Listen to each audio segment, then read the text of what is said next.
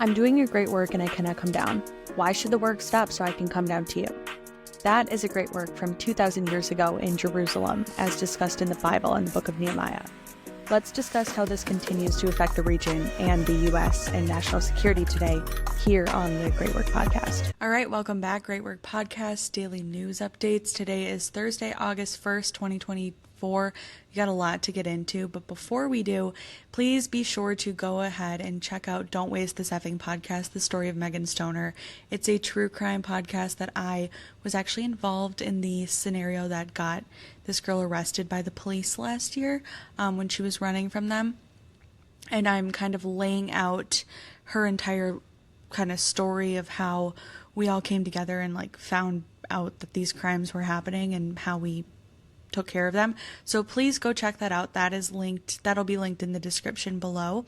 But for now, let's get into the news because we've got a lot going on. The first thing going on is beautiful to see. We have 3 Americans who have been wrongfully held by Russia for the last couple years to couple months. Evan Gershkovich, a Wall Street Journal reporter, former Marine Paul Whelan, and Alza Kermasheva are all on their way home. They've been held wrongfully by Russia for being hostile. I think some were accused of being spies. Evan Gershkovich, I know, was. I believe Alza Kermasheva was too, or I believe she was actually. I have not seen as much reported on her, but I believe I read a couple months ago she was being held by Russia for being accused of donating to a pro-Ukraine charity living in America, and then she went to visit her family over there. So, it's really good to see Americans come home. This was a part of a multi-country prisoner exchange swap deal, and I'm not quite sure. It's not being reported who we swapped for them yet. I'm sure bad guys, but or what other countries were involved in this exchange. So keep your eyes on that. President Biden did give a press conference today, and he was asked something about other hostages or something like that, or other Americans being held abroad. I mean, there are still Americans that were left behind in Afghanistan that are being held by the Taliban, basically, since the Afghanistan withdrawal under Biden.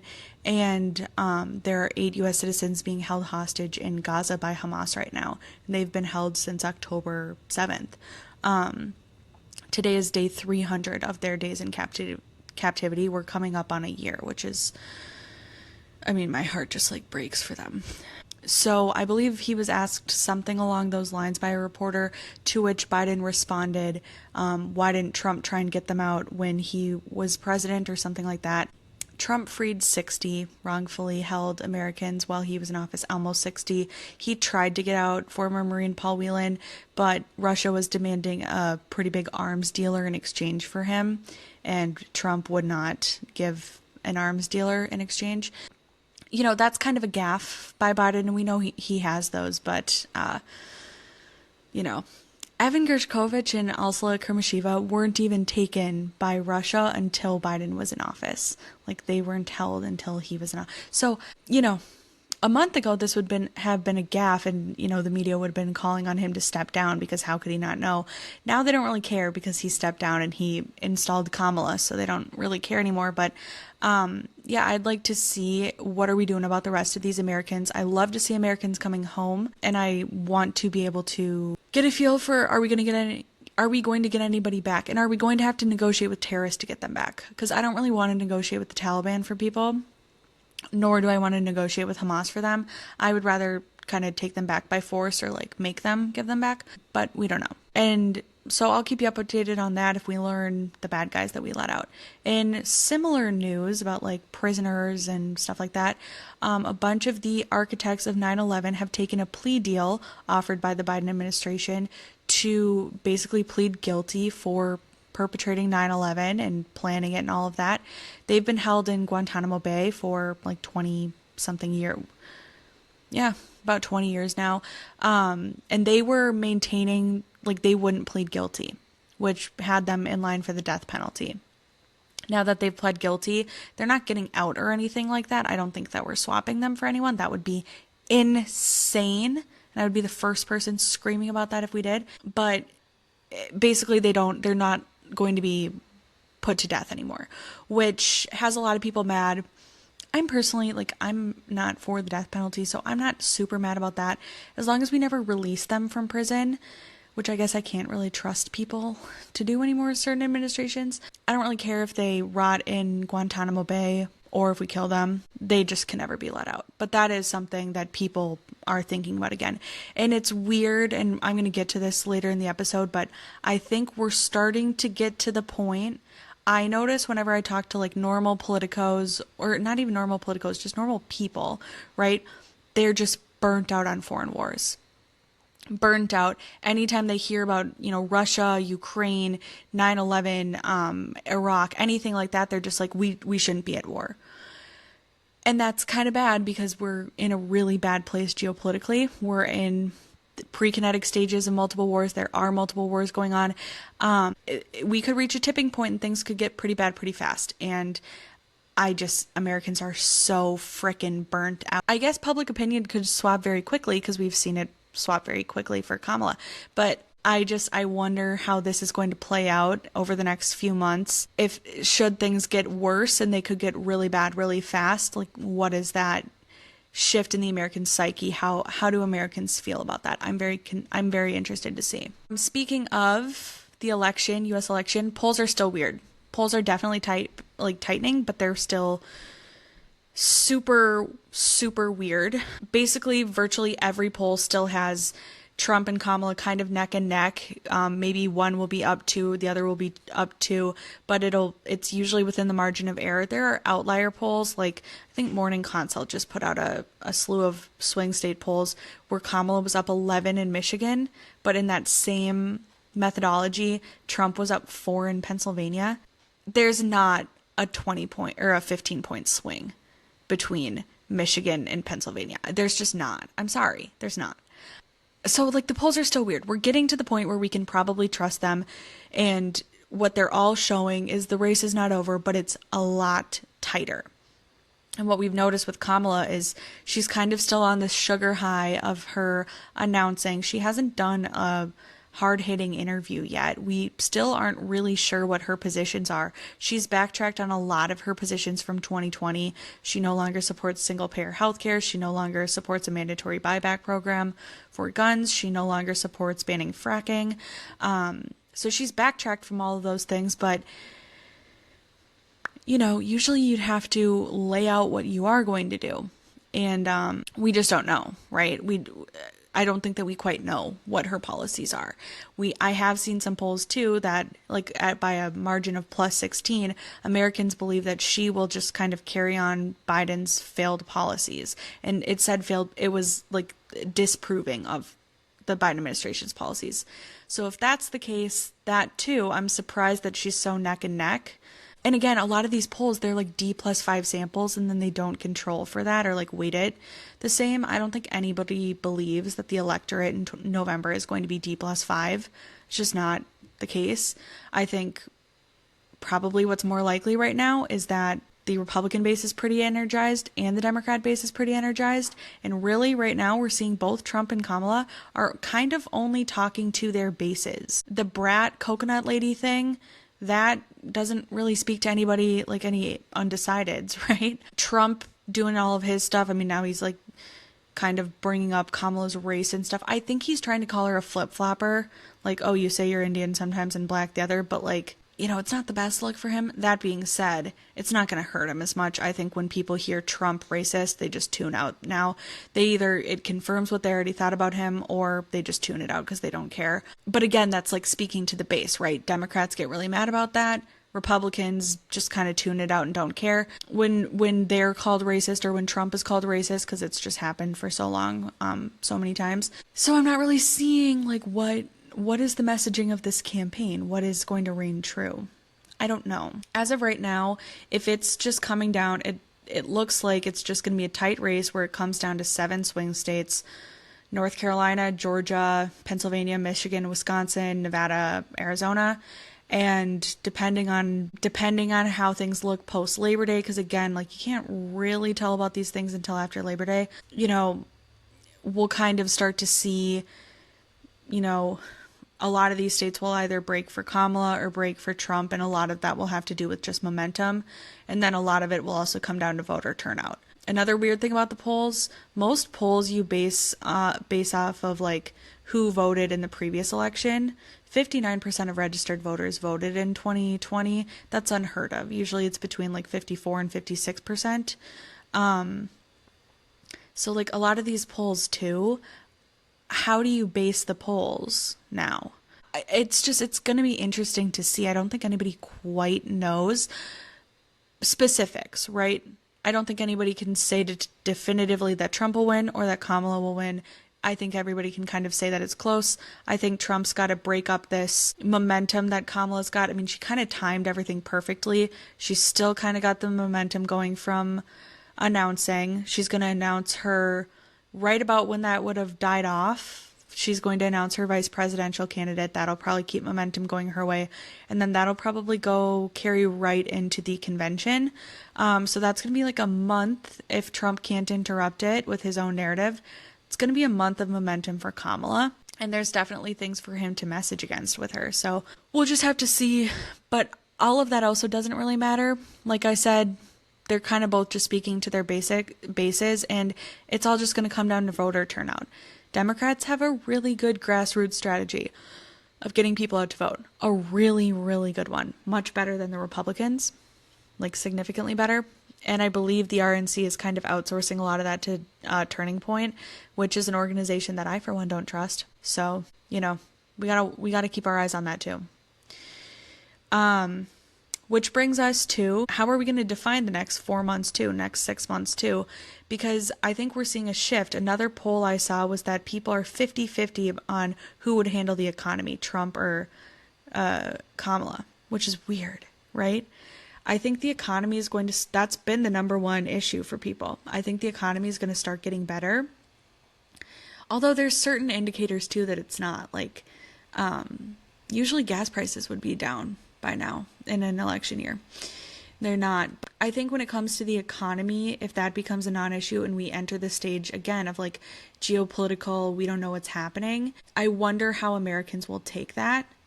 Again, Americans are pretty hostile to like foreign intervention, foreign aid, spending, anything like that. And we are in a really bad place geopolitically right now. We are kind of at the beginning stages of an imminent war between Israel and Iran, or Israel and Hezbollah, which is Iran. In both cases, the U.S. will have to have like a significant role in that. We've also got what's going on in Russia, Ukraine. We have like Russia and China's flying bombers in near Alaska last week. We've got China pushing the boundaries with Taiwan. So we've got a lot going on that, quite frankly, the U.S. just can't bounce out of. Like, we can't, no matter what the electorate wants, but that's what they want. And so I'm already seeing even things on the right being talked about, like Israel's goading America into this war, which is not true. Israel didn't fire first at Iran. This has been a war between Israel and Iran's proxies that was started on October 7th. Ever since then, Iran fired the first shots. The Houthis, Hezbollah, and Hamas, they all hit Israel first, and Israel's kind of in a war for its survival. Now, for whatever the case, people are presenting it as that Israel could just like end this war and just wait for another one with Gaza, because Hamas has said that they want to do October 7th again and again. NatSec Jeff put this best on Twitter. He said that Israel's kind of created a lose-lose scenario for Iran with the strike on Hania, killing him there. Being that Hania was taken out on Iranian soil, they've basically created a scenario where Iran cannot not respond to this.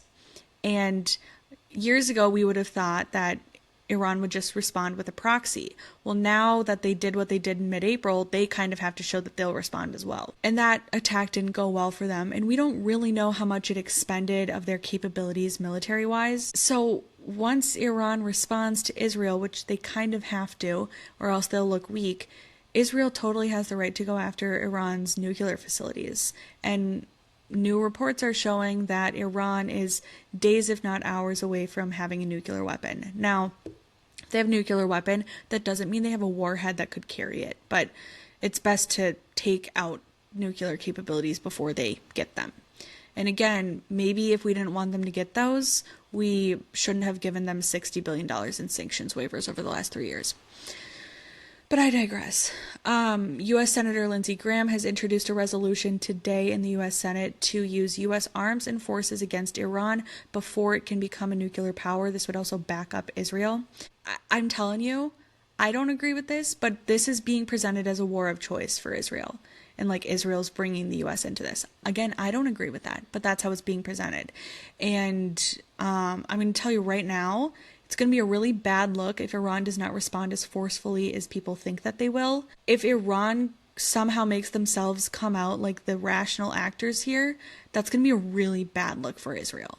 It's going to be painted like Israel's goading the West into a war. If Iran does respond really forcefully and we're in a major kinetic war, a full-on regional war, okay? Because Israel and Iran obviously don't share borders. So if there are multiple missiles flying between, Iraqi, Syrian, Saudi airspace, Jordanian airspace, this is going to be a problem, right? That's not sustainable. All of those are going over our U.S. bases in Iraq and Syria as well. Iran stated, I think I posted this earlier this week, that they're going to start being more openly hostile towards our bases again. We preemptively struck them this week. So we struck Iraqi militias this week to kind of take care of that. The Houthis have backed off, but now they're saying that they're going to engage in a retaliatory strike with Iran and Hezbollah. So again, it's just how hard does Iran and Hezbollah want to go? I saw, just as I sat down to start filming this, my microphone wasn't working when I first filmed this, so maybe that was God looking out for me because I have to refilm. But right when I sat down, there was an influx of drones or rockets in the north, and I'm seeing that I think most of them were taken down, and they're saying that was just like Hezbollah kind of like preparing. I think the U.S. intelligence as well as Israeli intelligence believes that a big attack from Iran and Hezbollah and potentially the Houthis are going to come all around, in the next 72 hours. And I'm filming this at 2 p.m. on August 1st. So I don't know. Again, like we're in a really tough place. I don't know what to say. On one hand, I think Israel absolutely, especially if Iran is this close to a nuclear weapon, now's the time to take care of it. And especially if they don't know what's going to happen, if they think things are going to be up in the air, if they think that sanctions waivers are going to keep being put in place past January, like if they were thinking that Trump was going to get into office and put maximum pressure back on Iran so that they couldn't fund the proxies as much anymore, that's one thing. But now if they're changing that up, they might feel like now has to be the time. I don't know. I can see this either going really poorly or I don't know. My thing too is just like, how are Americans going to see it? If a real war with Hezbollah pops off, all of the destruction and damage that will be done to potentially Israel, they could take down entire buildings in Tel Aviv, potentially. Plus all the destruction to Lebanon if that carries up into Beirut and stuff. I'm just really worried again about the messaging. I can see it's already being painted as Israel's goading the West into backing them up in a war of choice, when again, that is absolutely not the truth, but that's how it's being presented. And if we've learned anything in the last 10 months, the news media does not typically favor Israel. So I'm worried about that. But, we're going to get some headlines in the next probably couple days, and I'll obviously keep you updated with my thoughts on those. The last thing, again, speaking to the strike on Iranian soil, Ismail Hania's funeral proceedings did take place in Iran, and then he boarded a plane to where the Palestinian resistance leader did not head on back to Palestine. He is going to be buried in Doha, Qatar. So obviously the Iranians are not going to bury a Sunni in Shia Iran, but I think it's so interesting because pro-Palestinians talk about Hamas is a resistance group. They're all in this for the innocent Palestinians. First of all, Hania has stolen $4 billion that was supposed to be used for building up Palestine to be like a wonderful place for people to live. And he put that into a slush fund. And I don't know who's going to inherit all that money because I think most of his sons are dead too now. So I think he's got a daughter that can inherit some of it, and I think his wife survived, or one of them. But We've got, they're so hypocritical. I can't believe more people don't talk about this. Arafat died in France and they shipped him back to Ramallah and they have a whole thing set up for him there. If Hania wanted to go back to Gaza, it would turn into a huge PR nightmare and international incident if Israel didn't let him back into Gaza. But he doesn't want to go back to Gaza. He wants to be buried where he lived, Doha, off the money he stole from Palestinians. This is not a moderate resistance leader. This is not Hamas is not a bunch of Yasser Arafats. Whatever you think about Arafat, at least Palestinians felt that he was fighting for them. They also disregard that he stole a lot of money from them. But it's just crazy to me. He's not even being buried in Palestine. He's not even being buried in Ramallah or Gaza. You would think that more people would call that out, but of course they won't. So that's my thoughts on the headlines today. I will keep you updated as we learn more.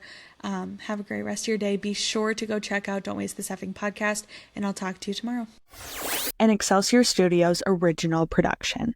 April 26, 2023 was a normal day for most in the suburbs of Indianapolis, but it was shaping up to be a very bad day for 25-year-old Megan Stoner, who was notified of a warrant out for her arrest. 9 charges for corrupt business influence, fraud, where the loss is between $750,000 and $50,000, and theft. And unfortunately for Megan, she would not be navigating her newfound legal troubles in private, because a community of hundreds who had been quietly watching her for years was assembling on the internet to discuss their experiences with her, which ranged from bizarre to dangerous to outright criminal, arguably worse than what Megan had been charged with. Basically what she did was emotionally manipulated and I'll say abused even me for about nearly these 10 years. And she will suck you dry. Any inch you give her, she just takes them out. Google number after Google number. You block the one, she's not done yet. She's going to get that last word. The second you let her in, she takes over. And I would wake up to 20, 30, 40 notifications. She was scrolling back through things from my high school. He's a dangerous human being. And the strangest thing of all is, as her case unfolded, she continued to interact with this online community, which she called her haters, which was made up of business owners she had scammed, politicos from throughout the country that she had solicited for donations, a network of evangelical pastors located outside of the United States, a local brigade of moms who had called out her antics in Facebook groups for years, and even a sex shaman ended up coming together to solve crimes that she had not yet been caught for, and were able to catch her after she ran from the police for a month and finally put her in jail.